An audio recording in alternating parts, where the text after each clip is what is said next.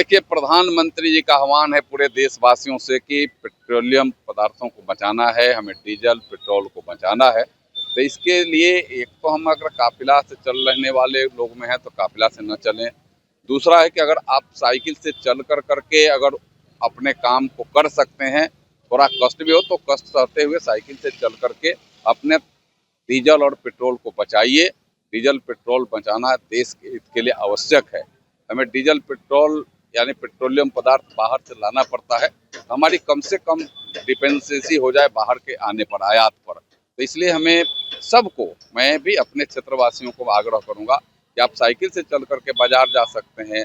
2-4-5 kilometre के जगह पर कहीं जाना हो, न्योता हकाड़ी में किसी समाचार लेने वहाँ जा सकते हैं। मैंने संकल्प लिया है कि मैं 5 किलोमीटर के दायरे में मुझे कहीं संपर्क में भी जाना पड़ेगा तो मैं साइकिल से जाऊंगा।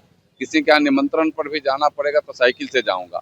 यह और मेरे सारे स्टाफ भी, मेरे सुरक्षा कर्मी भी साइकिल से चलेंगे। इसका मतलब है कि अगर उतना मेरी गाड़ियों में अगर तेल बचेगा तो प्रति मंथ के हिसाब से अगर हम जोड़ेंगे तो ऐसे बहुत सारे तेल हम बचा सकते हैं। और ऐसे सबके मन में अगर हो जाए कि हमें तेल बचाना है, हमें डीजल पेट्रोल की खपत कम करनी है, तो हमें बाहर से जो लाना पड़ता है उसमें हमारी कमी हो जाएगी। और जो बाहर हम पैसे अपने देते हैं तो मुद्रा स्थिति भी हमारी मजबूत होगी। इसलिए इसकी आवश्यकता है और इसी दिशा में देख करके देश के प्रधानमंत्री ने आह्वान किया है देशवासियों से कि भाई साल भर सोने मत खरीदो, क्योंकि हमारे धन को, हमारे रुपयों को मजबूत करना है। दूसरा, हमें डीजल पेट्रोल को कम करो, खपत कम करो। स्वयं उन्होंने कहा कि मैं 2 गाड़ियों से चलूंगा। ऐसे ही एक राज्य के हमारे मुख्यमंत्री महाराष्ट्र के मोटरसाइकिल से गए। मैं भी तय किया हूँ कि मुझे 10-15 किलोमीटर की दूरी पर जाना पड़ेगा, 20 किलोमीटर तो मैं मोटरसाइकिल से जाऊंगा, इसके 5 किलोमीटर तक साइकिल से जाऊंगा।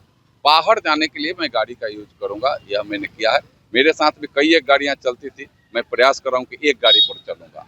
यह मेरा एक पूरा एक प्रधानमंत्री जी का आह्वान का हम सब अपने क्षेत्र में एक लोग उसको 100% अपने आप में लागू करें। इसके लिए मैं अपने महाराजगंज वासियों से, सारण वासियों से विशेष कर करके आग्रह कर रहा हूं कि आप इसको प्रधानमंत्री जी के आह्वान को अपने आप में लागू करें। हम स्वयं लागू करेंगे तो उसका बड़ा लाभ मिलेगा। आपके राज्य की खबरें, आपके शहर की खबरें सबसे पहले जानने के लिए देखते रहें अमर उजाला। चैनल को सब्सक्राइब जरूर कर लें और पाएं हर अपडेट।